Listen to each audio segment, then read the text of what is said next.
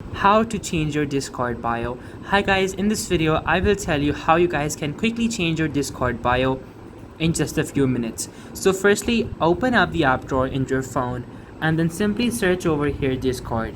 And once you search Discord over here, after that, now from over here, simply open up all your servers and then from the bottom right, click on your profile.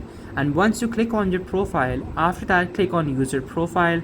And then from over here, you guys can add in a bio. So you guys can type in busy over here. You guys can type in occupied. You guys can also put in some really cool bios as well. For example, too glam to give a damn. You guys can literally put in anything that you want over here, and Discord is gonna save that as your bio. Once you're done putting in your bio, simply click on the bottom right where you see a memory card, and then once you click on it, this is gonna be your bio. So now you have your bio set, and other users will be able to see your bio whenever they click on your profile picture. So guys, this was the video. Thank you so much for watching. Take care. Till next time. Goodbye.